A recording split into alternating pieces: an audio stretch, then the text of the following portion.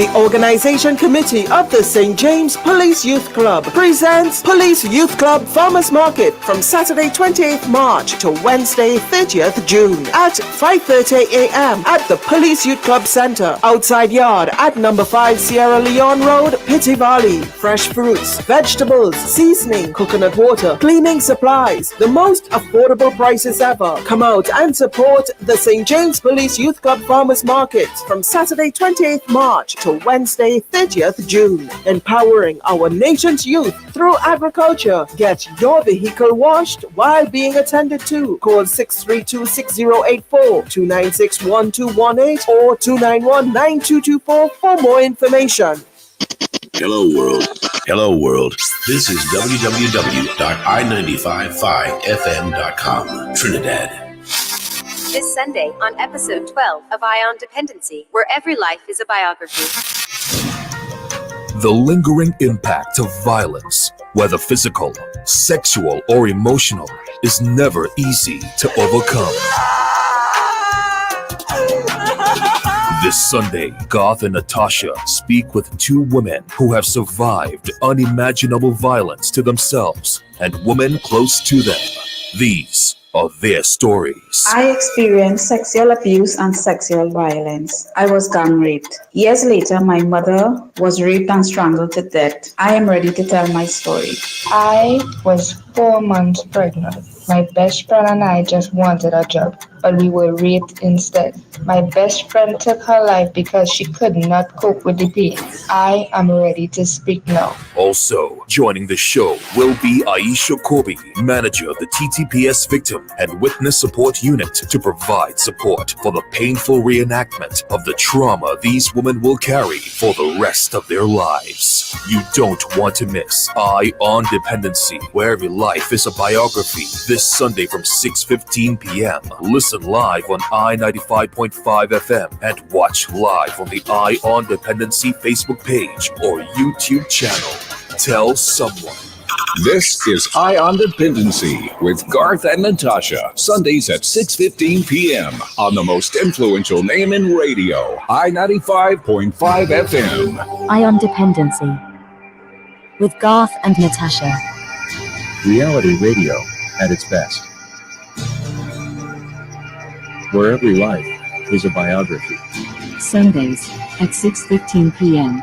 and exclusively on our 95.5 FM. And broadcast live on the Eye on Dependency Facebook page.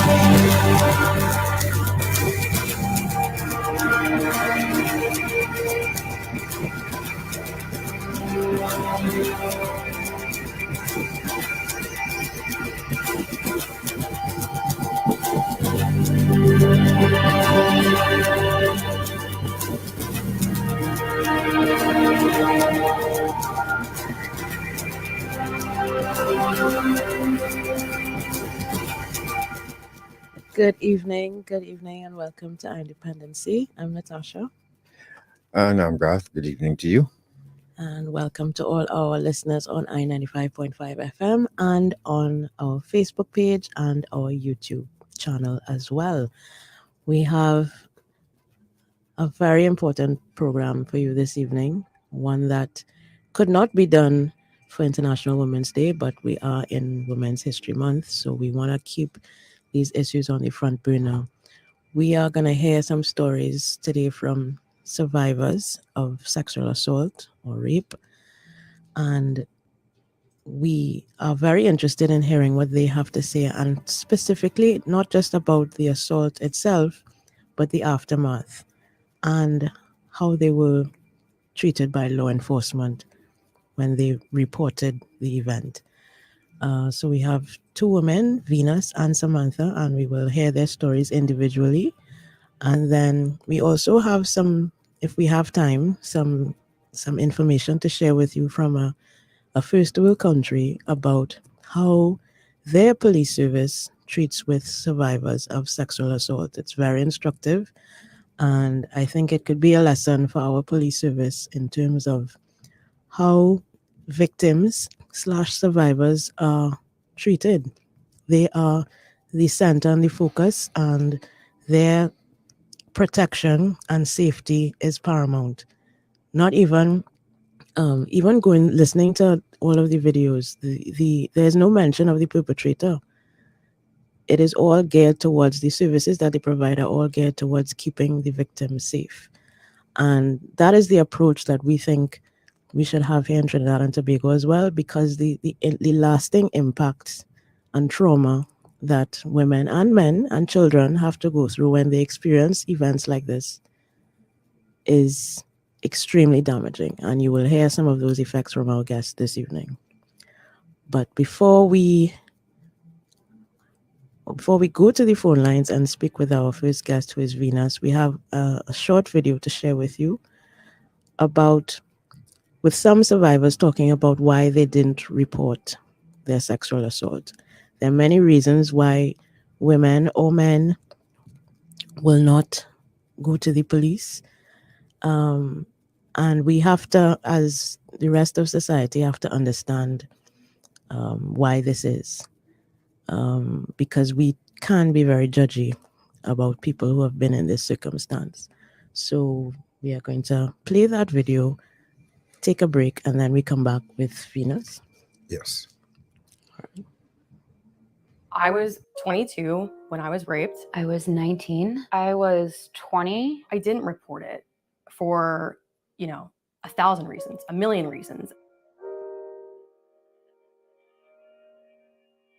It was somebody I was involved with. It was a friend of a friend. My drug dealer. Met this photographer by myself. I got very drunk. I met some guy in this bar. He started trying to kiss me and I said no. He takes my left leg and raises it on his shoulder. He went to put his hand in my panties and I tried to kind of deflect his hand, and that's when he slapped my hand away. I blacked out.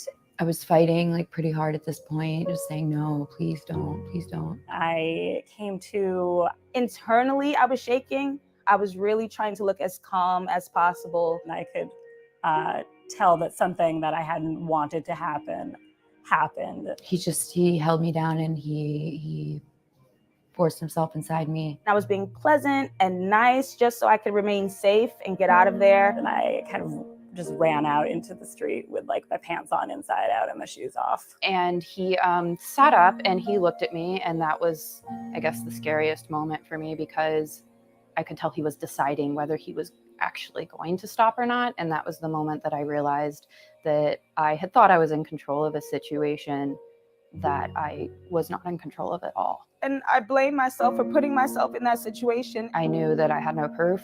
I could hear people's judgment saying, well, why did you do that? It was your fault. I was still in like physical pain from this and sitting there going, oh, well, no one's going to believe me. It was my word against his. Everyone was just going to go, this girl just, slept with this guy and changed her mind. I wasn't the perfect victim. I figured, who's going to believe some cokehead college girl? I didn't try to fight him off, or I didn't slap him around, or, I didn't pick up the phone and call 911. I didn't know that I was important enough to draw boundaries around what people could and couldn't do with my body. Who wants to come forward with the literal most violating thing that can happen to you, relive it, and then have people telling you that you're making it up? I thought I would just be better off trying to put this behind me. I couldn't imagine pressing charges and then having to sit in a courtroom and look at his face over and over. I thought, well, that's giving him what he wants. I'm spending more time on him, or spending more energy on this. I imagine, and I think rightfully so, that it would have been more traumatizing for me in many ways had I reported it. It's up to a survivor to decide what they do with their story. It's up to them if they want to report it or not. I don't want this to be a part of who I am. I hated myself a lot at the time. We are violated, we are harassed, we are touched, we're trapped, we're scared. And we just take a chip on the shoulder and we keep our lives going, and that's not fair to us. And I think it would be wrong to tell them that they don't get to decide what happens next.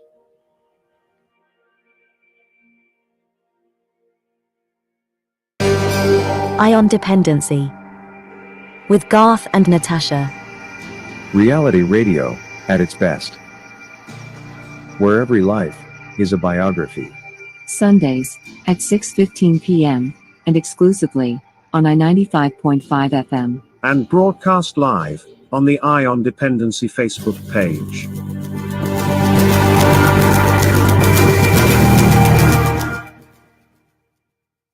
Agricola is back with loan promotions that will make you go wow! Wow! The computer and internet bundle CIB loan. Get a maximum of $15,000 with just a 0.75% interest rate. Call or come into our offices at Pro Queen Street, Arima, 667-7633. Pamela's Mall, Marabella, 219-7745. Scarborough, Tobago, 639-6468. Or Port of Spain, 627-3127. Agricola Credit Union, your very own, working for you. Las peores formas de trabajo infantil incluyen el tráfico de menores, la prostitución infantil, la pornografía infantil, el reclutamiento forzado, el tráfico de drogas, los trabajos arriesgados y peligrosos. Esto es aplicable a los niños menores de 18 años. Si lo ves o sospechas que está ocurriendo, denúncialo a la Counter Trafficking Unit en el 804-288. O la Unidad de Inspección del Trabajo en el 299-0300, opción 3. Un mensaje de la Counter Trafficking Unit y el Ministerio de Trabajo.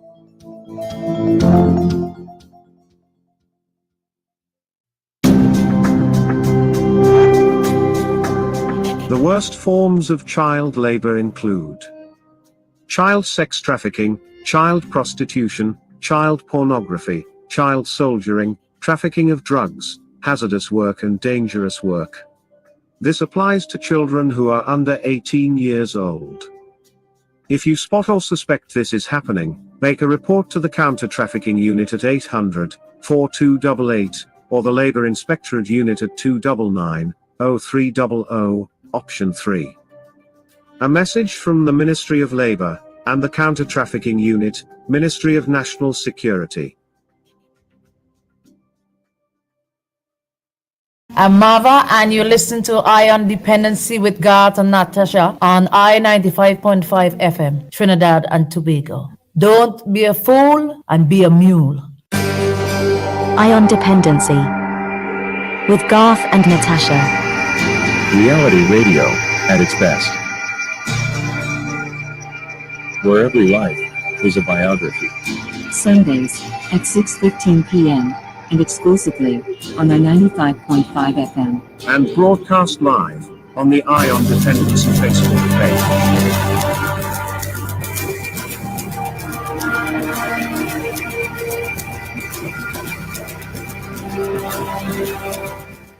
All right, thank you for staying with us, folks. And without further ado, let's introduce our first guest.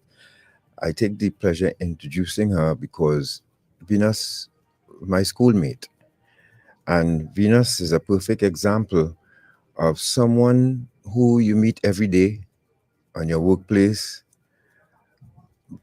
or who would come to work every day, come to school every day, and work as normal, smile with everyone, but experiencing so much turmoil in their lives that you wonder how a person could survive all of that and still smile and still be friendly. I've never seen her upset. All the time she has one disposition. And as my schoolmate, when she contacted me and said she wanted to speak out, I said, why not? I didn't even know she went through all of that in her life. So we're going to be speaking with Venus now.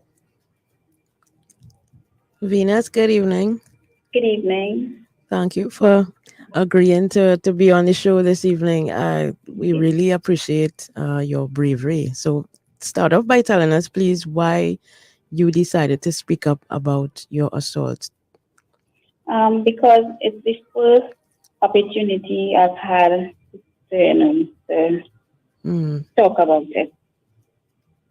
And I'm hoping it will make a turnaround, for other women in related issues seen recent you know, the recent things that happening to women. Yep, it's starting to get really harrowing and dangerous for women in Trinidad and Tobago. Huh? Mm-hmm. So tell us how, as much or as little as you want to share about what happened to you. All right. Firstly, I want to thank God for giving me the strength and courage for this purpose this evening. I will start off saying that I was raped more than once. Right. I was raped in my childhood years. Coming from school, I grew up in South in a cane field by someone who was supposed to be like a father figure. My father died when I was little, so I had no father. So, and those times it was very shameful, embarrassing to go through something like this, because you will feel scorn, and then it happened again by the same individual, and I was threatened that they will take my life. And I tried to go to the police station in South, where I grew up, and they told me to go home, that they know this individual, and this individual would never do something like this. Well, I went through school, and I had few friends, and as I started, I keep smiling and going about, there are things I used to do to get attention, I always wanted to be, outstanding, because I wanted something to compensate for that unworthiness. So growing up in South, I always wanted to be okay. I would have this high aspiration, I would want to work in the oil fields or something different, something to make up for that inadequacy. And when I left South, I came to Florida, Spain. I studied engineering, but it was very tough for me. So I left, and I went. I wouldn't give every detail, but I lived in the East. I found a decent job, and I was happy and was contented. And the same way in which what happened to Andrea Barrett, I was taking a taxi from work to home, where I live in the East, and I went to the car and the vehicle, and one came in front, one came in the back, and there was another passenger. She also dropped out before me. It's the same way. And the thing about it was the same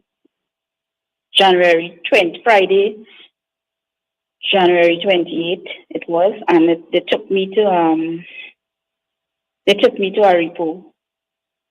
And I was, it was 3 persons, and they when they took me there into the forest, I was raped by the first one in the vehicle, and then the second one in the vehicle, and the third one, he took me out away from the vehicle, and there was like a river or a little pond, something like river or pond there. And I pleaded with that one somehow, and they was hearing me praying while it was going on. And while I was outside, I took glimpses of the number plate, and they had knife, I think they had a gun and a cutlass. They had a cutlass. When after the third one, I went back. They took me back into the vehicle, and the first one raped me again. And the second one wanted to do it again, and the third one was saying, let us go from here, let us pass it from here. And they had an argument, because the second one was arguing why the first one have twice and he can't. And then the second one he took me back out. When they took me to the vehicle, they took me back out, and then he choked me. And okay, well, the part where I was in the taxi before all that happened, in my mind, I was thinking I wasn't prepared for. Well, I saw saw these things on news and shows and TV and all, but then I realized that all these things this is happening to me now. And when I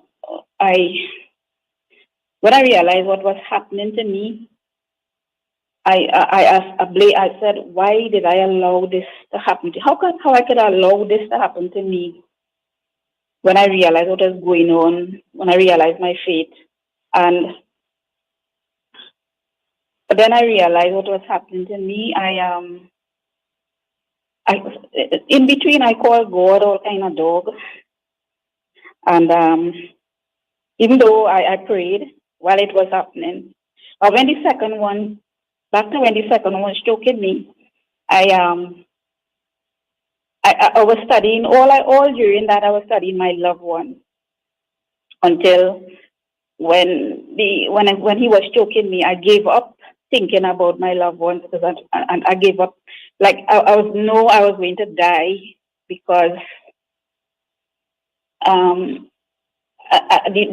the pain I felt while he was choking me, like my life was going. I called out my name. I called out my name in my mind, and I said, I died at 21. And then he let go, and then I came back to life.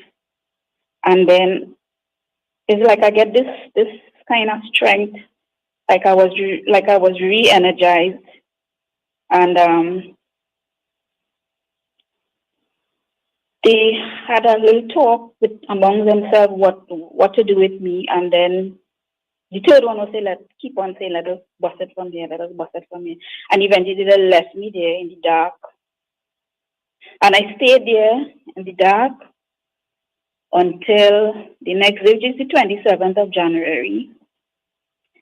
And I stayed there alone in the dark, and until it started to get light the next day. Well, and I started to walk out. My clothes was, the buttons in front, my shirt was,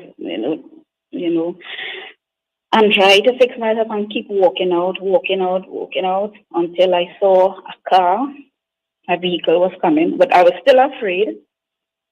And then I realized the vehicle was coming closer with somebody who resembles a person who is a known artist. But it was not him, it was his brother who looks like him. Venus, hold on 1 second. Just to clarify, when you took the taxi, it was after work, so it would have been like 4 or 5 o'clock. It was, yes, around. It was getting a little later, like 5, maybe 6. Yeah. So you stayed in the bush overnight. Yeah. Mm-hmm. Okay, go ahead. And then this person, back to when I was walking out and I realized I was in trouble, he took me to I was so ashamed. I was so ashamed that I said I feeling so ashamed to go in the police station. I'm afraid because I don't know what they will tell me. Right. And he said, okay, I have a relative who is a sergeant in a Ruka police station, and he took me there. He really did take me there, and they told him, well, we have to go back to Rima because it's that area. And the police in Arima took me to then they took me to the health center. And before you go there, what was walk us through what that experience with the police from the moment you stepped in the station. Tell us what happened. I didn't go in the police station that day. Okay. They came to the car. Because I didn't want to go inside. Okay, all right. I was afraid to go. I was ashamed and right, embarrassed and scared. So the first police officer that approached you, was it a man or woman? A man and a woman. Right. And tell us what happened from there. From there, the policewoman, she saw that I was, but she took me home to her apartment, and I cleaned up and or something, and then I went back normal. Well, I went back normal and didn't tell anybody anything. I went home not telling anybody anything. And about a week after, they called me for Did you go to work the next day? Or the day after? The day after, yeah. The day after, okay. No, well, it was a weekend, so the Monday I went to work. No. Wow. Not telling anybody anything. I didn't go back south. I didn't call anybody south and tell them anything. You see, when I get that life back when I was going to die, I get like that energized strength. Like I feel like nothing didn't matter to me anymore. I was alive, and I was alive, so nothing else matters to me again. Right. Gotcha. And when I went to they called me for the ID parade in Arima. I went in this, was like a room at the back, and they had 12 men, about 12 men in the room, in the same room with me. What? And yes, and the police officer told me I had to relate what happened to me from the beginning to the end. From the time I took the vehicle and everything that happened to me, I have to relate and say everything from the beginning to the end. And then he said, if I recognize anyone, and I said yes, two. And I point out the two. And so you related the story of the assault in front of these men? Yes, he asked me to relate, say what happened to you, and then point out the men. And I point out the two men, and they started calling me all kind of names, and they have family, they have children, they have wife, and they started to call me all kind of names. Wow. I went to court once, and then they was doing the same thing with their family and calling me all kind of bad names. So after that, I never went back. So they eventually arrested someone of those two persons, and then the third one, yeah. Because of the fact I gave the police the number plate. Right. Okay. But obviously you couldn't go through with the entire judicial process because you were being harassed further. Yeah, and I was kind of afraid. Of course, because wow. So there was never any conviction of these gentlemen. No, I didn't know. I don't know what took place after that. What took place? And when it happened recent, what happened to Andrea Barr, I kept asking to around for the police officer who was in charge of me, because the police officer wasn't who was in charge. Like he keep telling me he will nail the guys. He was more concerned, and I wasn't getting in touch with him because I would like to, let him know.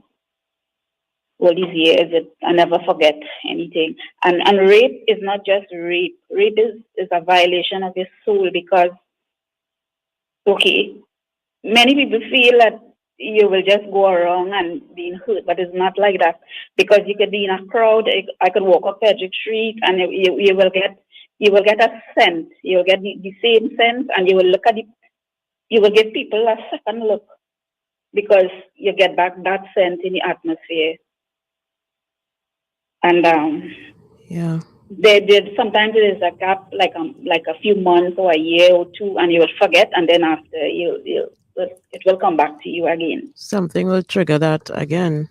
And of course, with this recent spate of murders, it must be very re-traumatizing for you and other survivors. When it happened to the girl, I was and then when people was looking for her, I was trying to relive the whole trauma, like like if I wanted to remember more. I wanted to remember how I was feeling when I was sitting in the vehicle, when I realized what was happening, what I was thinking. Yeah.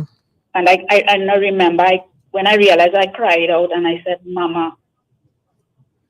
Now, if you're just joining us, ladies and gentlemen, you're listening to Independency, and we are having a conversation with Venus, who is reliving what she went through at the hands of 3 perpetrators when she was gang raped. And you can join us live on the Independency Facebook page or on our YouTube channel. Venus, just to be clear, because we know the Trinidad and Tobago Police Service have been making attempts, especially with the Victim and Witness Support Unit and the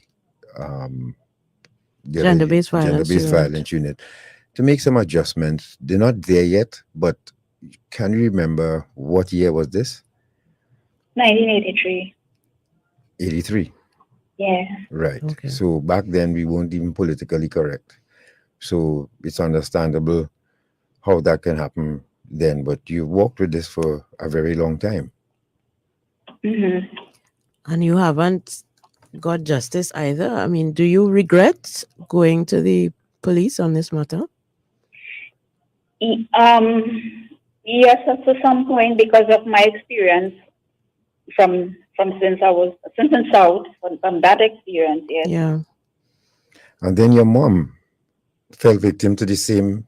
Yes, in 2009, I brought my mom home to spend Christmas with me. I live in US, and I dropped her back home Boxing Day. And then the next day, I heard my mom died. So I know she was quite healthy, and I wasn't prepared for this news. And then I drove down south the same night after I got that news, and then I was told that when the police came home, and then the funeral agency came, they came to took her body. Well, thank God, was one of my cousins. They came from England, and her husband in the medical field. So while they was taking up my mother's body from her bed, she was raped and strangled. Well, we only realized that because when they was taking up the body, he saw blood. My cousin's husband, he saw blood on the bed. So then it was, they had us to call another set of police, and then, another set. So, if he wasn't there, what would have happened? It would just go like my mother died of natural. I don't know. So did you receive any someone on Facebook asked a question? Did you receive any therapy for this at all? No. I just look at one source, which is God. And I don't know. Do you think that would help though to help you to heal a little bit, because it sounds like you've tried to put it out of your mind, but these Still things, in your subconscious. this kind of trauma will reoccur. Yes, and then you see, so some victims are be very cautious and who they tell to, because sometimes not everyone could have that compassion, to give them moral support, and some may use it as a tool for torture, and or torment you. How did you view? First of all, have you seen the perpetrators since it happened? Yes, a few years ago I saw one, in a food place outside, and I was scared, so I didn't. I made him out, so I was scared, so I didn't. I just hide. How did you view men after that, Venus? Did it affect you with any relationship going forward? Well, I always look at like a father figure. I always still search for a father figure in my life. And you feel like you're always, you're not like you're not like everybody else that whole and decent and perfect. So you will accept anything. Once you get that feeling of like a family figure, or or caring feeling. But yeah, protector sort of. Anything you like? There are a number of women out there right now who would have gone through the same thing, whether at their homes or otherwise, and they did not speak up. They I kept it. believe there is a lot of women like that. Yeah. So do we. What would you say to them? But it does affect them. I will say, don't disconnect yourself. Don't disconnect. It all comes down to one source, which is God. Don't disconnect yourself. And it's the hard, it's a struggle. But it's the easiest thing to do is just cry out to God. Just cry out. Just roll on your bed and just cry out, and you will see some light. God will make a way. Venus, we'd like to thank you very much for taking the time to share that with us this evening.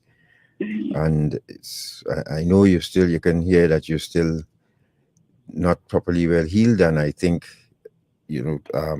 Pastor Julia would probably intervene in this regard and try to help you heal. And you say good evening to her for us as well. Good evening, guys. Hi, I'm right here with her. Oh, okay. Hello, Great, Pastor. great. How are you? I'm doing good, thank you. I had to be here to give her the support that she needed. I mean, she's very, very precious to us. And hearing this really, it's a harrowing thing. This is the first time you're hearing of it too as well? I'm hearing the full story for the first time, yeah. Right. I guess you will have a chat with your women in your congregation now, especially. Oh, yes, this is a And the men. that needs to continue. Yep. And the men as well. Yeah, it's Yes, important for men to definitely. hear and really listen to what. This is a very important conversation that needs to be had everywhere, all over this land. Yes. Indeed. Well, thank you very much for keeping her safe and whole. There are not too many shoulders for people to cry on, unfortunately, and we are grateful that you are one of those for Venus. That's why we are pastors, This is what I do. Thank you so much. Okay, you're welcome. Okay, so we're gonna end this interview now, but we ask you all to keep listening, Venus and Pastor Julia, and when we speak with the other guests, then we'll bring both of them back in. All right. All right then. So Venus, thanks again, honey. Thank you. Yes. Okay then. Take care. All right, folks, that was Venus. She just told us her story of what she experienced, and trauma stays with you for life, really. That kind of trauma. I could just, picture what she said about being left in that forest. Mm-hmm. You have to have a real strong mind not to even freak out and go mad. And insects crawling on you, you're hearing things in there. And she went in there, let's say about 8 o'clock, right? They would have ended up in what the place is? Aripo with her. And she had to stay there till daylight. You ask any man to do that who big and bad. Not doing that, can't do that. Without anything to eat, to drink, you and God and the creatures in the forest. That is strength. Yes. You have to admire someone who can go through that and live to tell about it. I mean, it might have been, partly shock and fear too, because she probably didn't know if they were going to come back or if someone else would have appeared and done the same thing. I I can't know that imagine. sorry. No, go ahead. Now that you spoke about the police, I hope we would like to get to that video to show people what it should be like, and I hope it would assist the police service too as well to up their game where this is concerned. We still have to speak with Ms. Corby and of course Beverly Mawson, who went through the same thing as and the rehab centers, they're celebrating 25 years this year, this month. Serenity Place. She's no stranger to independency. So we have a lot for you this evening, folks. Join us after this break, live on our Facebook page or YouTube channel or on I-95.5 FM. We'll be back. Stay there.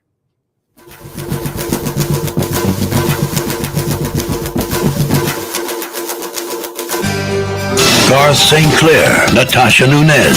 High on Dependency. On air and everywhere on I-95.5, the most influential name in radio. This is a message from the Ministry of National Security. Este es un mensaje del Ministerio de Seguridad Nacional. The re-registration of Venezuelan migrants starts on Monday, the 8th of March, and ends on Friday, 26th of March, 2021. La renovación para migrantes venezolanos comenzará el lunes 8 de marzo y finalizará el viernes 26 de marzo de 2021. Only Venezuelans who received a registration card or minister's permit after registering under the Migrant Registration Framework in 2019 are eligible to now re-register. Solo los venezolanos que recibieron un carnet del registro o el permiso del ministro después de registrarse bajo el marco de registro migratorio en el 2019 son desde ahora elegibles para la renovación.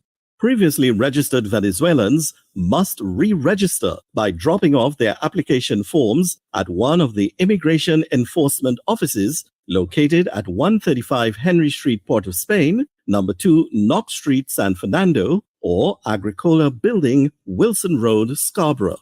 Venezolanos previamente registrados deben renovar por entregar sus formularios a una de las oficinas de control de inmigración situada en número 135, la calle Henry, Puerto España, número 2, la calle Knox, San Fernando, o el edificio Agricola, la calle Wilson, Scarborough. Offices will be open Monday to Friday from 7 a.m. to 4 p.m. Las oficinas estarán abiertas lunes a viernes de las 7 de la mañana a las 4 de la tarde. For more information and to download the application form, log on to www.nationalsecurity.gov.tt. Para más información y para descargar el formulario, iniciar sesión en www.nationalsecurity.gov.tt. Hacer tareas domésticas no es trabajo infantil. Lavar los platos, limpiar su cuarto, recoger los juguetes y realizar otras tareas que fortalecen su personalidad en casa, no es trabajo infantil. Esas tareas enseñan a los niños a ser responsables y les preparan para la vida adulta. Denuncio el trabajo infantil a la Unidad de Inspección del Trabajo en el 209-0300, opción 3. O llamar a la línea para niños, en 131, o en la 804-321.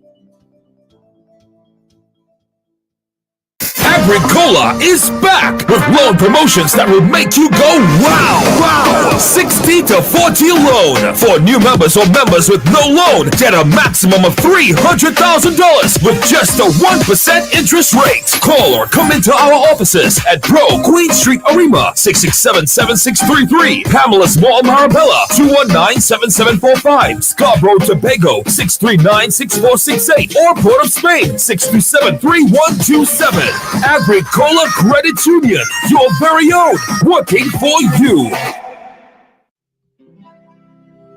My name is Joanne Ferdinand. I am a Justice of the Supreme Court in New York State, and you are listening to Eye on Dependency with Garth and Natasha on I-95.5 FM, Trinidad and Tobago. Eye on Dependency with Garth and Natasha. Reality radio at its best, where every life is a biography. Sundays at 6:15 p.m. and exclusively on the 95.5 FM. And broadcast live on the Ion Dependency Facebook page.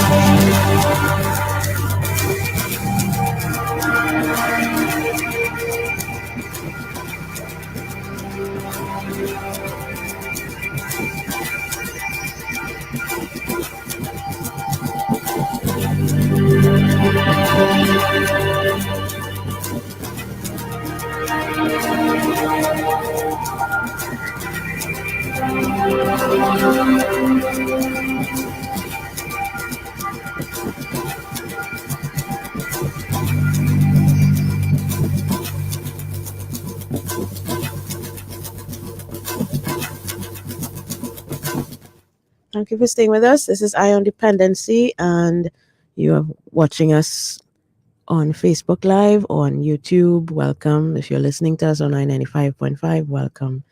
We are hearing from survivors of sexual assault this evening. We heard from Venus, one harrowing story to another now with Samantha. We would like to welcome to Ion Dependency. And we like to first thank TNT. When I saw this story published, this happened recently. Mm-hmm. And Samantha will tell you how recent it was and how much of a jolting it was for her experiencing this. And you'll hear from her. Samantha. Yes, good evening. Welcome. Good evening. Thank you. Start off by telling us why you decided to speak out about what happened to you. Well, I decided to speak out because, to be honest, when I saw the individual's face and saw that he was dead, everything rushed back like it happened yesterday. And I know, like, sometimes talking out about it helps. Plus, I also wanted to, like, give other females hope for help out there and give other females a voice so they know that their stories could be heard. Their stories need to be heard instead of just holding it there and living with it in my mind for the rest of my life. So the person you spoke about who you saw dead was that person who was connected to Andrea Barra's death, right? Yes, it was. Right. So tell us, in your own words, as much or as little detail as you would like to share, what happened. What happened was there was an ad on Facebook for a bartender / server needed for a bar. And I decided to take that ad and pursue it. But apart from that, my friend was also out of a job. And I called her also. And upon arriving there, I met that individual along with some other people. And it turned from being at that bar and to them saying, it's another bar, I have to go by another branch. And from there, they took us to a remote location on the highway. And that's where the whole... When you say us, who are you referring to? My friend and I. Your friend and you. So, okay, go ahead. They took us there, and that's where the whole horror story happened. As in, they took us to... It was like a housing, like, it looked like squatters' houses. And they tortured us. They blatantly tortured us. And because I was pregnant at the time, that individual, after like him and another individual was done with me, that individual in particular started like tripping. It was like a whole personality switch. And he started arguing, you're pregnant. And I was like, yes, I am. And he hit me in my stomach and like literally threw me down there. And then they took me into a outside toilet. And I was there. And they left me there. It's like he had something with pregnant people or people with children. And then from in there, I could hear the torture my friend was going through. Because she was just screaming non-stop. And in my head, I'm trying to figure out if people not hearing this because she was screaming. Apart from me screaming, when I was going through my ordeal, she was screaming. And a guy came and it was his birthday. I keep remembering that distinctively. It was his birthday. And he came. And when he saw me, he was like, he can't do this. He knows my face. He can't do this. And he offered to get me out. And I told him I wasn't going anywhere without my friend. And he got a vehicle. He put me in the vehicle. And then 15 to 20 minutes later, he came out with my friend holding her, and she had a lot of blood all over her and stuff, and put her in the car, and they dropped us out on the highway. And he dropped us out on the highway, and we ended up hitchhiking a ride to the Arima police station. And Right. So, did you all deliberately make the decision to go straight to the police station and not to a hospital or home? Why we made the decision to go straight to the police station. Can you recall why you made that choice? Because we wanted them basically to come for these guys. Okay. Because it just happened, so therefore they would most likely still be there. Right. And we wanted these guys help. Right? Okay. So when you arrived at the station, what happened? That didn't happen. When we arrived at the station, I knew everything was wrong from the minute I got there, because from speaking to the officers, normally when you're giving a statement like that, we are covered in blood. I have a black eye and I had little cuts. Normally you'll start writing, you'll be taking a statement. They weren't doing that. And then there was a female officer. She was totally aggressive, and she was like, sure we didn't go there. You sure we didn't go there to have fun? And I don't understand how you could watch two females bleeding, blood all over us, and ask us that. And she was insensitive. And then they say, okay, well, we're gonna carry you guys back to the location and see what happened. And they had us in an unmarked vehicle, but they also had the police vehicles with us. And normally you have the glass up, so they don't see. They had our glasses down, so these guys could have seen us, right? And then when they held a few of them, they also found another female apparently that was missing. I didn't get to follow up on that story, but they found a female that was missing at that time. And when we got back to the station, we were sitting out front. They put us to sit down. And then they passed these individuals right in front of us. And every one of them was watching us. This looked like, if we get out of here, that's it for all this kind of look on their face. So I look at my friend. She looked at me. I said, you know what? Let's go home. Nothing gonna come out of this. Let's go home.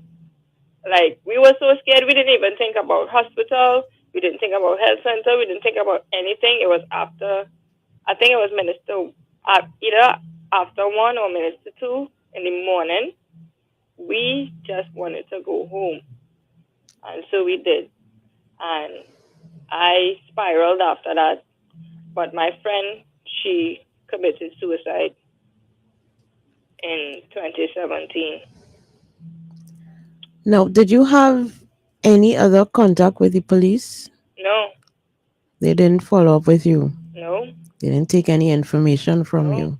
They didn't. They didn't even take names. They didn't take anything. No, Sam, what year was this? This was 2016. Right. So that means the police had an opportunity to catch that perpetrator since then. Yeah. Okay. And they dropped the ball there, obviously. Oh, no, it was 2015. It was 2015. So they could have caught him since 2015.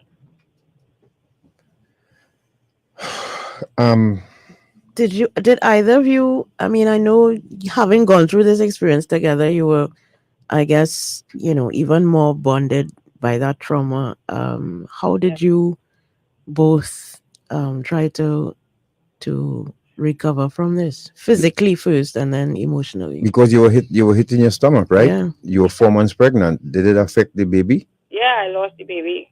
Yeah, that Jesus. I lost the baby. There's no doubt. Like the next morning, stomach pain, blood, and well, honestly, our friendship got a little bit distant because I think we both didn't know how to talk about it. We didn't know how to deal with it because we were both mentally messed up at that time. And our conversations, I remember the last conversation was also awkward because I remember my last messages to her. I was asking her how she was doing and stuff. And she just sent back, I'm okay. And then I was like, that's good to hear. And she never replied. That was my last messages to her. So our friendship was like distant. And like for a while also, I lived with thinking that she blamed it all on me because I was the one that saw the ad. I was the one that took her there. So in a type of way, I felt like, she felt a type of way when it came to that. What about your respective families? Did they provide any support? Well, I honestly at that point I was already on my own for a Right. bit, and I eventually seeked like mental help, as in I got a psychiatrist. I got to speak to a psychiatrist, and I was diagnosed with bipolar depression and schizophrenic personality disorder. And they had me on Latuda and lithium. The lithium to calm my nerves, the Latuda for the depression. And that still didn't really help that much. But it still at least did something. Right. And when your friend decided that when she took her own life, how did that affect you? I cried. I spiraled again.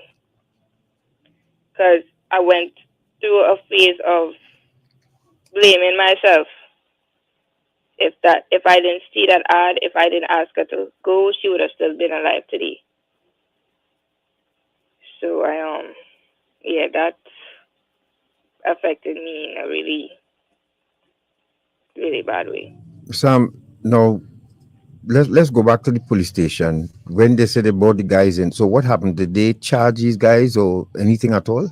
I have no idea because I remember, I think it was like weeks after or months after, I was in the Arima district and I saw them and I was like, why are these men on the street? Like, I panicked. I froze up. Immediately, I got out of Arima. Immediately.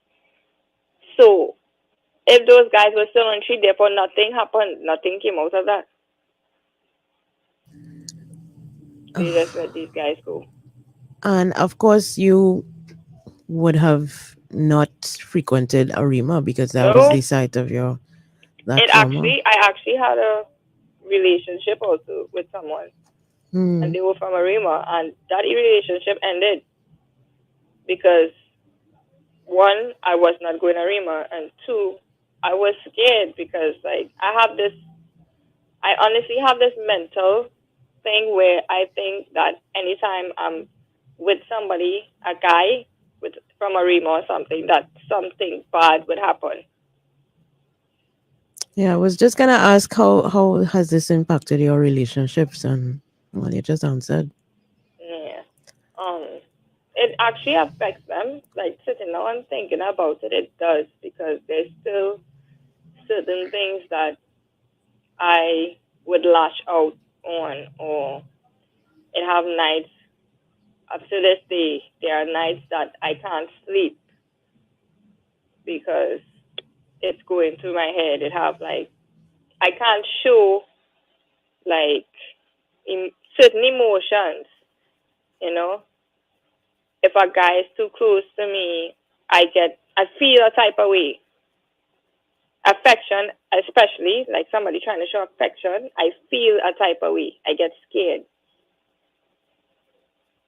So, how did the baby father deal with the loss of the baby? He was good for a while. He understood. Say again? But then me dealing with my personal psychological problems and stuff that I started doing, like drinking and stuff, he couldn't deal with that because he said watching me go through that, he couldn't stay to see that. So it eventually ended. But we still talk. Yeah. And how are you coping now? I mean, how are you now? Do you think? To be honest, up to yesterday, I was saying to myself that I think I need counseling again because after seeing him, the individual die and reliving it, like keep reliving this story over and over in my head, it is starting back to mentally affect me. Up to yesterday, I was saying, and I started back drinking. I'm not sleeping properly, and I'm getting a lot of anxiety attacks. Up to this morning, like knowing that I will be doing this interview, I got an anxiety attack this morning. So I think I need to go back. Yeah, you probably do. Yeah. And especially with the mood of the country right now and all that is happening to women and being assaulted, it's gonna trigger you. Yeah, it triggers me a lot. Like I don't even travel anymore. Really, I don't travel now. When I go out, someone comes, pick me up, drop me where I'm going, come back for me, take me back home. If you're just joining us, ladies and gents, you're listening to Our Independency, and we are speaking with Sam, who, the last person who got, I don't even want to call his name. You know who I'm speaking about. He was associated with the death of Andrea Barth, and this is the same person that Sam and her friend ran into, and among others. And you would have heard that her friend committed suicide because of that experience. Sam, we really happy that we got the chance, or the public got a chance to hear you. We thank Alert TNT for hooking us up with you. And we're going to be speaking with Miss Corby in a while. So, but before you go, do you regret at all going to the police? Yes, because now I have the mentality that police aren't good. The people that are supposed to protect and serve aren't like trustworthy. They're not reliable. So I regret going there because now, like, if there's a situation that needs the authorities to deal with it, I think not even once. I don't think twice. I like overthink it. Yeah. All right. So we have a video to show with the same police how it's done. This is some of our counterparts in New Zealand actually, and so we want you to look at that, and then we will come back and hook up with Miss Corby. She will give her take, and then we will speak with Beverly. I think we could hook you up with Beverly afterwards because Beverly can assist you with that in that regard because she has experienced the same thing as well. Okay. All right. So thank you, love. Thank you very much for getting the courage to tell this story. Say hello to Granny for us. I will. And I will. we will speak with you in a moment again, right? Okay. Okay. All right. So, folks, you heard it, and I just want to throw in this, and I hope some men listening, those of you who have this propensity, again, we will never know why, and I hope one day we can get to speak to a perpetrator of this crime to tell us how you feel raping a woman and your friends with you too as well. What kind of power do you feel doing that? Because for some men, a woman crying and saying no is a turn off, but apparently for some men it's a turn on. And we would really like to do that investigation to find out why what motivates a man to do that? You hear a woman screaming and bawling and begging, and you would still get an erection to rape her. That is special. And to those of you who like answering ads on Facebook, we urge you once again to desist from doing that. If you have to, then let the person meet you by a police station. Because just last week I was reading about someone who went to sell a phone. You know, somebody they put it up for sale on one of these sites, and somebody said, "Okay, I will buy it." And then they went to look for the person, and the person robbed them of the phone. You're going to do that? Then tell the person meet you by whatever police station closest to you, and let the police officers there know that you came to do a transaction. And I hope the police will accommodate this, because they were very, very well aware of what is happening in our country today with regard to these evil people roaming our country. They're evil. So they also our neighbors, our fathers, our uncles, our brothers. Remember that. They might be monsters, but they're living among us. They live among us. They drive taxis. Yes. They drive buses. They drive maxis. They work in banks. They work in banks. They work in government ministries. They have wives and children. And they have wives and daughters. And daughters, ironically. So, folks, Shortman, let's go straight to that. The first video, before we hook up with Miss Kobe, let's play that first video. And folks, watch this. Let's see. And I hope we have some police officers looking on as well. Let us look at the way it's done. I know we are a third world country and we're trying to get there. So this is just an example. It's not an affront to anyone, but it's just an example of how it should be done.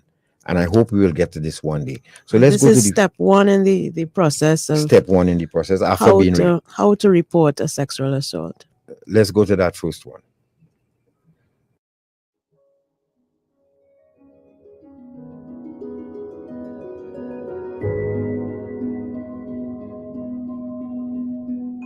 There are several ways to contact police to report a sexual assault. Firstly, if you're still in danger or if it's just happened, please pick up the phone and dial 111 and ask for police. Or otherwise call or pop into your nearest police station. You'll find the contact details on the New Zealand Police website. We understand sexual assault is a very sensitive matter. So when you arrive at the police station, please ask the person at the counter if you can speak to somebody in private. We can take you to a room where you may feel more comfortable talking. I really want to encourage you to bring a friend or whānau members that you feel safe with and trust as your support people. We will also offer you support from a person who works for Rape Crisis or another support agency in the community. Great. So how may I help you today? Once you're in a private and safe room, we will ask you for your name, address, and date of birth, and a few details of what happened. That's really so that we can get the right person that will listen and talk to you about the next steps. We don't want you to relive your story more than you need to. I'll just read that back. 021. There are detectives who are specially trained in dealing with sexual assaults. Ideally, that's who we would get to come in and listen to your story. This is about you and your story if you choose to report a sexual assault to police. We really want to journey with you each step of the way, and you're not alone.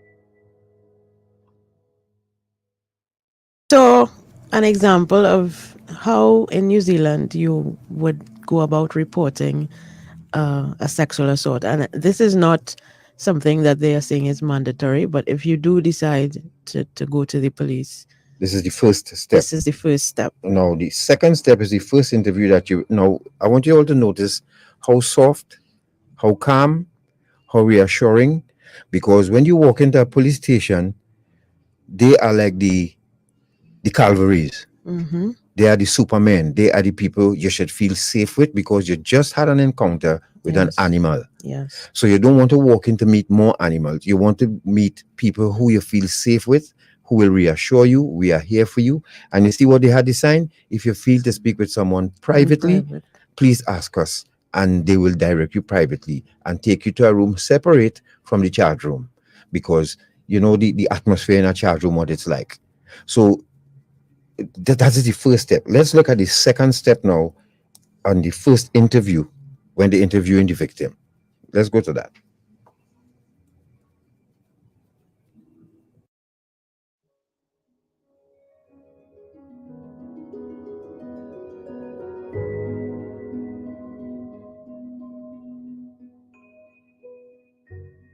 So once it's been established that the victim is reporting a sexual assault complaint, the matter is normally referred to detectives. Detectives are the ones that are trained to deal with victims of sexual assaults. One of the first things that a detective will do when they meet with a victim of sexual assault is to conduct an initial interview. This is to find out what has happened, when it happened, and where it happened. And it's also to ensure the safety of the victim. Well done. So Crystal, I just need to grab a few basic details from you, just so that we can establish what's happened and work through things from there. This is not a formal interview. We'll arrange to do a formal interview at a later date, okay? During the initial interview with the victim, we will normally advise them that there is specialist support services available to them. It is up to the victim whether they want to receive those services, and those services are normally available to them right throughout the investigation process. Crystal, thanks for all that information. I'll just let you know, we've got a support service here in the Hut Rape Crisis. They're a fantastic specialist support agency. I'd like to contact them and get them to come in and get someone to see you and talk to you, offer you some support. We've got a lovely lady, Irene, there that I know is working tonight. And if you'd like, I can get hold of her and get her to come in and speak to you and see you. You like that? Okay. Fantastic. I'll just be a minute. I'll just go and make that phone call and I'll be back shortly.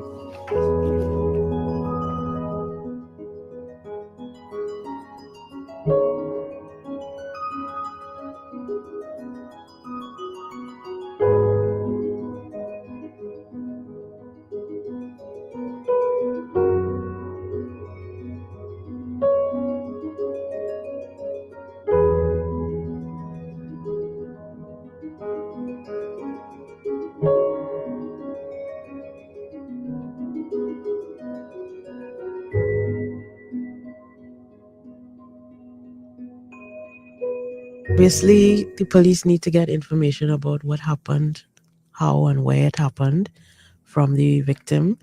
And again, in a safe space where they feel comfortable and the victim is not pressured into revealing everything that happened. They don't want to put the victim through any more trauma.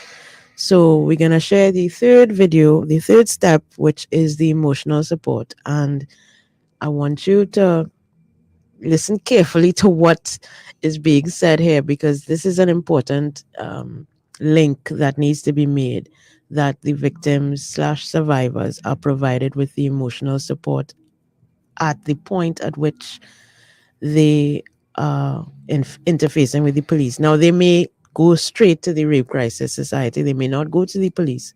But if they do go to the police can rely on that resource to help them to provide the victim with that emotional support. And notice there is no question of, you're sure you didn't volunteer, you didn't enjoy it, you didn't whine back, you're sure you're not lying, you hear none of that. Eventually, if the person lying, you will know. Correct. But initially, you don't hear any disparaging remark at all. It's all soft and caring. Let's go to that next video.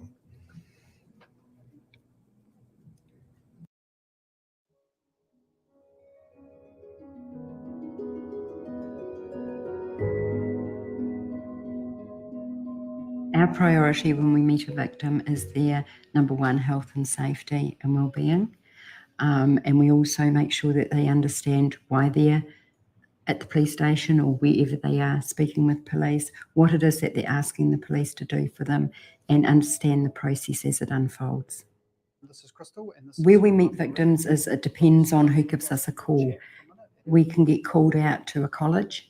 We can get called to a hospital. Sometimes clients come to us, ring up and want to come in and talk to someone and then want to make a report to police. Sometimes they've rung 111 and the police have attended at their home. We will go in as long as police are there and support them through that part of the process.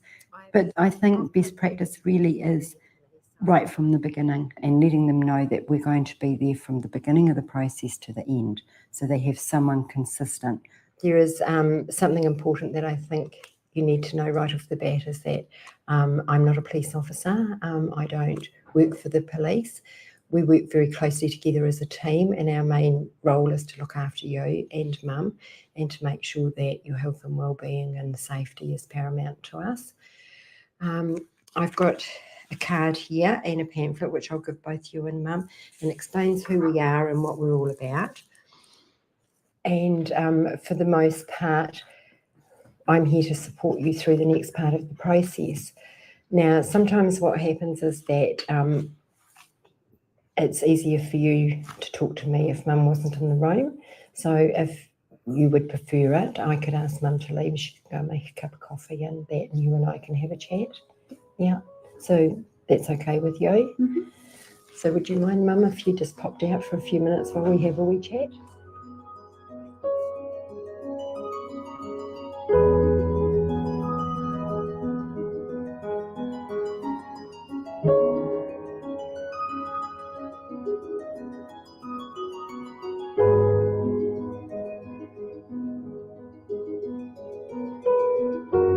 The emotional support, because we need to call Miss Kobe, and then we need to get Venus and Samantha back on the line. So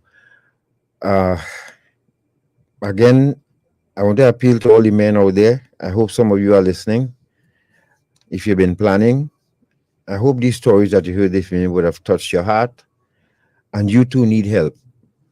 Believe me, you need help as well.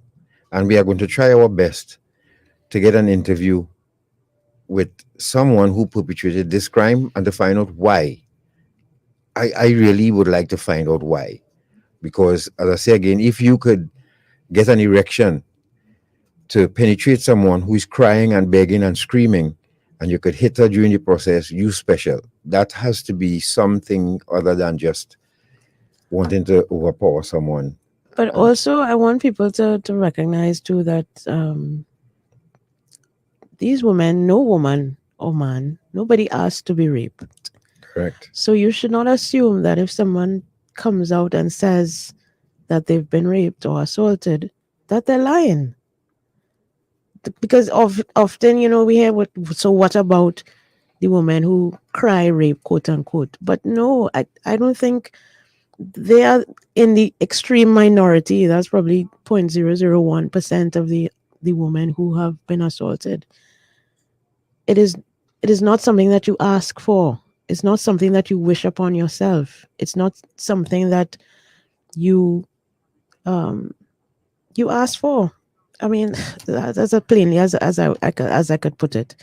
There's the question of what you were wearing, why you were where you were, and what time, and who you were with. All of those are really inconsequential. The fact of the matter is that someone violated you, and you were assaulted, you were violated. That is the only question you should be asking: is why should this have to happen? Let's take a break. We'll be back with Miss Aisha Kobe, head of the Victim and Witness Support Unit.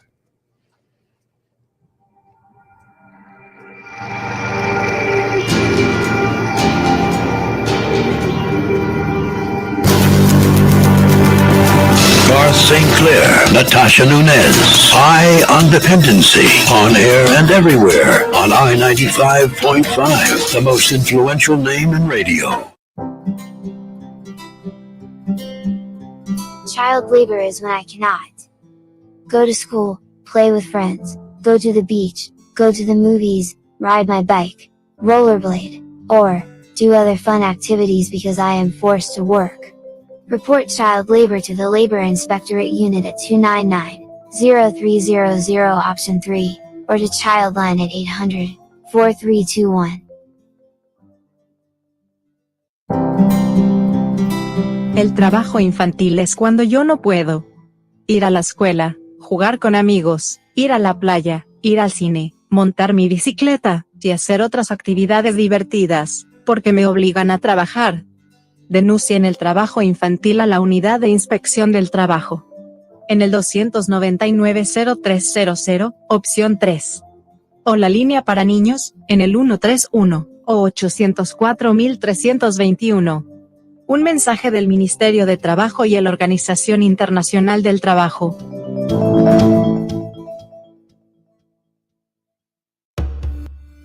Slavery, a terrible time in our history. The kidnapping, buying and selling of people for profit, the exploitation of another human being. It still exists today. It has a new name: human trafficking. Anyone can be a victim. There is forced labor, sexual exploitation, and domestic servitude. Human trafficking is a worldwide problem and an emerging concern for us here in Trinidad and Tobago. If you know of or suspect human trafficking activity, call the Counter-Trafficking Hotline at 800-4CTU or 800-4288. Human trafficking is a crime. Identify it, report it, stop it. A message from the Counter-Trafficking Unit of the Ministry of National Security.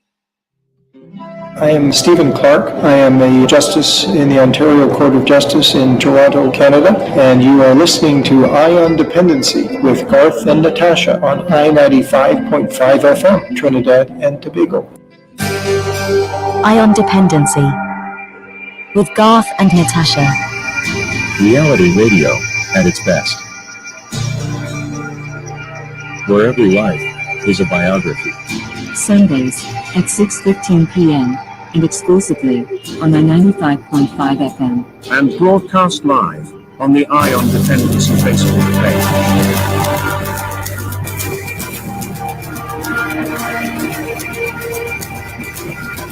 All right, thank you for staying with us, and we thank you all Facebook friends for joining us. Those of you Albuquerque, New Mexico, and New York, and all of you here in Tobago, Trinidad, and Caribbean, thank you very much for joining us this evening and being part of this very touching program. On the line, we have Miss Aisha Kobi, head of the Victim and Witness Support Unit. Miss Kobi, good evening to you. Garth and Natasha, thank you very much for having me, and good evening to your listeners. Thank you. And to one across the group. Well, Miss Kobi, you heard the ladies, and I know you would have had a chat. So tell us, what else would you like to add to what you heard this evening? Yeah, first I want to say thank you to Venus and Samantha for sharing their stories and really choosing to unveil public, for that matter, for the persons that they are hoping to benefit from the very, very dark experience that they had. And they both found that they're in a raw state of recovery in their journey. So, first of all, I also want to acknowledge that today being World Down Syndrome Day, a special event for persons impacted by Down syndrome. And why I say that, because oftentimes persons within that community is affected very much by sexual assault as well.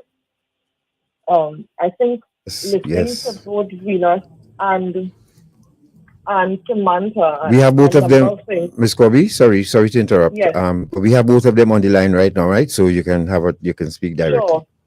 Thank you very much, Venus and Samantha. A few things stand out, and I know it's time specific. So one would be the triggers, and it speaks to persons' recovery with these levels of trauma is often not predictable, and the recovery is often a journey. There's some persons who are able to function a little bit more adaptively than others. in a shorter space of time after the trauma, and there's some that it takes a lot longer, or it is very difficult.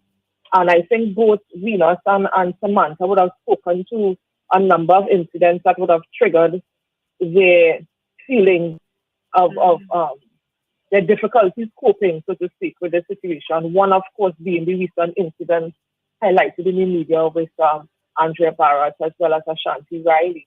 And these are some of the things that we see persons that would come to us with, and the whole feelings of shame and guilt that surround these situations. So I know both of them would have sought some sort of assistance in terms of therapeutically.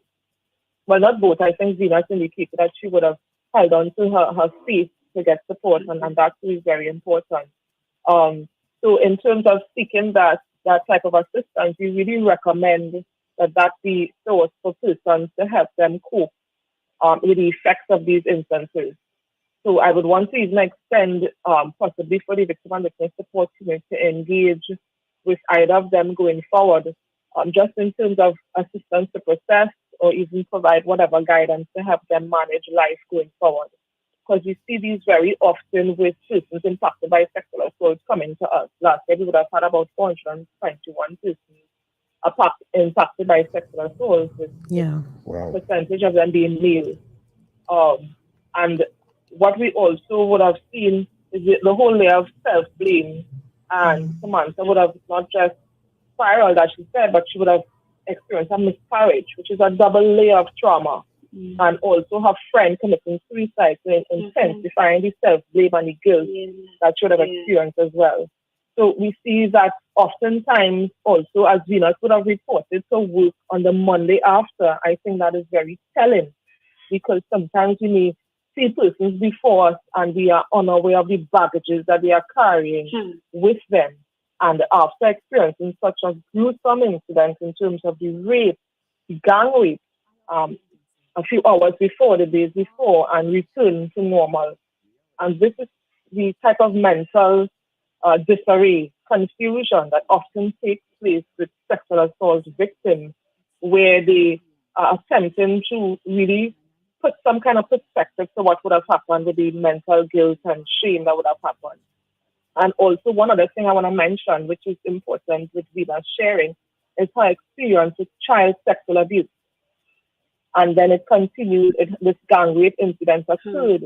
And oftentimes we see persons who would have experienced child sexual abuse, and they may not necessarily be gang raped as unfortunately Venus would have experienced, but also it sort of predisposes them to some relationships related to domestic violence and gender-based violence. And so it's a number of very important factors for the public to be mindful of, as to not only what is happening in 2020, but what has been happening for decades in our society. As she reflected, her incident was in 1983. And the similar, what I would call animalistic behavior, continues amongst our citizens today in terms of how we can perpetuate that type of violation on another human being. Yes. So, and also in terms of the police report and the engagement, and I'm thankful for the video that I would have shared with the response of the New Zealand police.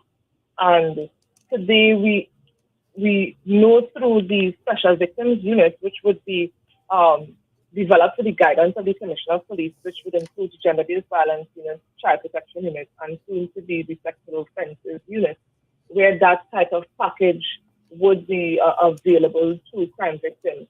But thankfully, I can say that when a victim reports these types of matters, they are able to access a victim and witness support officer before the detailed process of the statement is taken. I know we've seen a number of crime victims providing that assistance before. And I also note that we also have gaps, where that type of unfortunate and unprofessional, and I would also say inappropriate response may be meted out, which is what Samantha would have experienced, where in attempting to use terms to indicate that you may have gone there to have fun, or elements of victim blaming, which really should be no part of our language when we engage in sexual assault victims. Right? So it's really very, very helpful, and I think it's something that your public and your listeners may be maybe really jerked by emotionally because of the details and the recency of the event and the effects of it in terms of someone would have lost their life to suicide, someone would have lost their child or so. And someone would have also have mental health issues in terms of bipolar depression and schizophrenia. Yes. So these are some of the effects that we see happening. Go ahead, Garth. So, Ms. Kobe, so it's safe to say now that the police service, well, from the video you saw, that the police service is making all efforts to get to that level and of comfort for a victim walking into a police station. Yes, Dad. I would also indicate that it's safe to say that there are some victims who already experienced that. Okay. Based on who may make some reports, and there are some victims who do not. Right? And because there are a number of stations that has the interview room that can provide that private seat. And it really is for the person that you meet upon entry to demonstrate that professionalism and compassion, tone of voice, volume, based on what you are presenting to them. Because when we come to the station, you come because you are in need of help, dire help. Correct. Yeah? Now, Venus, let's go with you first. You have anything to ask Ms. Kobe or say before we let her go? No, not really. It's just that she mentioned to me that for further if I need any further counseling and things that she could get in touch with me. Okay. For me. Right. Well, we hope that you will follow Yes. up on that and access it. Yeah. Samantha? Yes. Yeah. So we'll make contact with you, Venus. Okay, thank you. Samantha? Yes. Yes. Anything you would like to add or ask Ms. Kobe? I actually, I just want information on somewhere I could go I'm not very much clear. to seek more help, for mental health, mental emotional help, because I think I need it. Okay. Ms. Kobe, if you didn't hear, she was asking for more mental health service, any mental health service that she could access free of charge, I'm assuming, that she could be referred to. Definitely. So I will make contact with them or arrange for the office to make contact with them in the coming days to see how we could engage and see what type of assistance can be provided to them. Of course, it's free of charge, right? Because it's really, really difficult. When you see these things in the media or birthdays or Christmas or other events tend to really trigger these incidents, and it could lead to self-harming activities as you would have seen with our friends. So we're Yes. thankful for having this opportunity to connect and see what we can assist. Ms. Kobe, thank you so much Thank you once as again always. for being accessible to us, as always, as usual. And God bless you and your unit, and of course the TTPS for making an effort to make the lives, because once we accommodate victims, then we'll get the perpetrators off the street. Correct. Yeah. And that's what we acknowledge and we push towards. So thank you very much, Vilas and Samantha, indeed, for just unveiling with the public this evening, and we appreciate you just providing that lesson to us all. Yeah? You're welcome. Okay. right. Thanks, Ms. Kobe. Thank you. Okay, you're most welcome. Take care. All right. We'll speak again. Right. So we'll keep All right, then, good night. we'll keep Samantha and Venus on the line and hook up with Beverly Morrison now, who would have experienced the same thing. Beverly, remember Beverly's story when we told it here? Beverly was raped by 7 hunters. And then when she found someone who she thought would rescue her, was raped by him as well. Beverly is now running a rehab facility today. So she can speak to Samantha and Venus about Wow. Yeah. And dealing with an addiction plus Yeah. sexual assault, double whammy. Beverly went through that, guys, and it's really sad to know. And Venus and Samantha, when you all are through, we have lots of comments for you all and support on Facebook, on our Facebook page. So you all will go to that and see. We can't read all, but you all can go and see for yourself what the listeners and viewers are saying to you all, right? Yep. They're offering really good word of advice and support. So Beverly, good evening. Good evening, Garth. Good evening, Natasha. Good Hi, evening, Bev. Venus and Samantha. Well, first of all, congratulations on 25 years.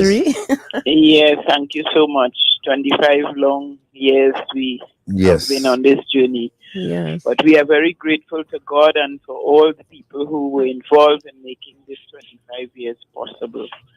So Beverly, you have Samantha and Venus on the line. Talk to them first, please. Yes, Samantha and Venus. When you started speaking, I was hearing you talking about me. I don't know you, but I'm sure you were talking about me because the stories are similar.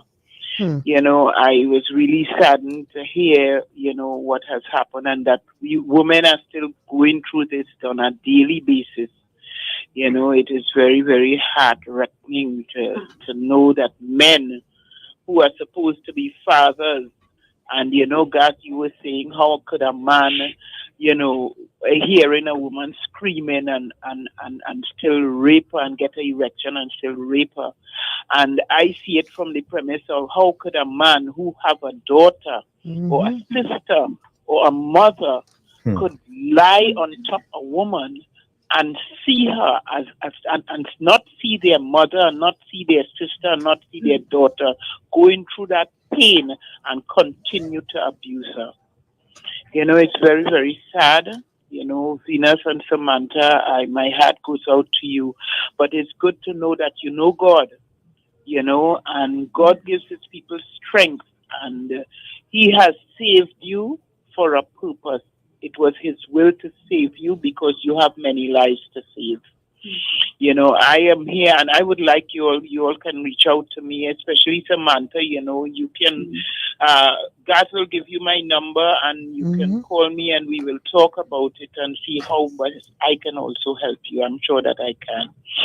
Once you take my number, please call me.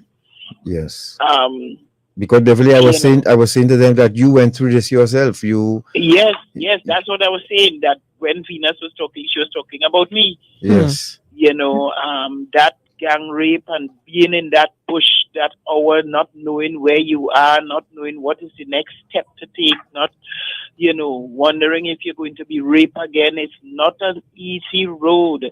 And walking out, stopping a taxi, hoping that you would be safe, but wondering if you're going to go back through the same trauma. It's not a nice thing. It's not a nice thing. Venus, I am here. Samantha, I am here to support you, to be there for you. We have walked the same road, you know, and I share your pain. And please call me. Samantha, anything you want to say to Bev? I will reach out to you. And honestly, like, I'm not hearing. You know, could you speak up a little bit, Samantha? Can you hear me? Try again. Hello? Yeah, we're hearing you. You need to speak up a little bit. I think it's the phone. I was saying that like I will reach out to you because like I'm here. I'm kind of emotional right now because like thinking about it and like hearing Venus's story, knowing that what you go through, and then reliving this again is a little too much. So Venus? Hello? Yeah? I didn't hear the question. I'm not hearing the call properly. Not hearing Samantha, but you had anything you wanted to say to Bev? But I appreciate her, you know, listening, and that, you know, I kind of more concerned about Samantha too because, you know, I consider myself as a strong person. I am hard. So, you know, yeah, I'm kind of concerned about Samantha. Because I have people, you know, I have children, so their smiles are my smiles, their happiness are my happiness. So, you know, I don't know what she has. All right, folks, Beverly? Yes, Garth, I didn't hear. I didn't get anything she said. So if you could give me a little. Yes. No, what she's saying is that she tries to tough it out, and you know, she's living for her children. And you have children too, Beverly, so I could understand what she's saying there. Yes. Yeah. So, Bev, thank you so much, honey. And once again, congratulations on 25 years of Serenity Place. Yes, God, thank you so much. Yes, and you know, you can always count on us and for support, and we will keep in touch with you. Of course, of course. Any plans you have for the center?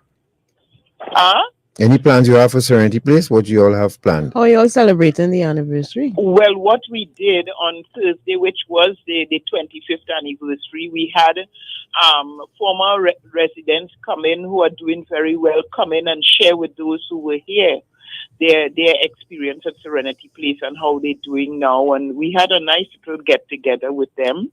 Right. You know, they had lunch and stuff like that. Okay.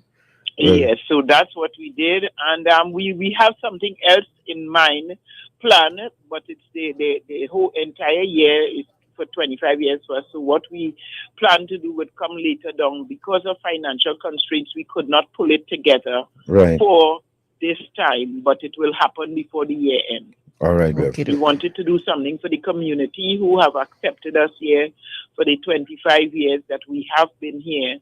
I know of other centers who went into communities and they were petitioned out, and Cochrane Village has, you know, supported us and been here with us for the 25 years that we have been here, together with a number of persons, and this was never possible without Mr. Ray Braffett and his family, who actually gave the home to Sister Paul, and it was Sister Paul's vision to open a center like this. So we are grateful to these two people, you know, this family and Sister Paul and all the people who have, you know, made an impact and put in, give of themselves to us. We are ever so grateful. So we have something planning before the year end, and it will come to light. Okay, Bev. Thank you so much. And I've already shared your numbers with Samantha and Venus. Very good. Thank you so much, God. Okay. Take care. Okay, and you take care and stay safe. You too. Okay. Well, this was a nice community therapy session. Let's take, if we could take some quick calls for Samantha and Venus. Give them some love and support, folks. 622-3937. And remember, Samantha and Venus, you could go to Facebook afterwards and you will see all the love, outpouring of love for you all on Facebook. Yes. Hello, good evening. Hello. Hello. Good evening. Hi, good evening. Go ahead, caller. You're on the air. Hello, good evening. Good evening to you, Garth and Natasha. Good evening. And to Venus and Samantha. I want to tell you, we are listening, we are out here, we love you, and we are going to support you. Right? We don't know each other, but spiritually and everything, we out here to support you. We women are going to stand with you. God, you know what bothers me? That a repo. When the police were doing their investigation, the neighbors said they used to hear screams in the night.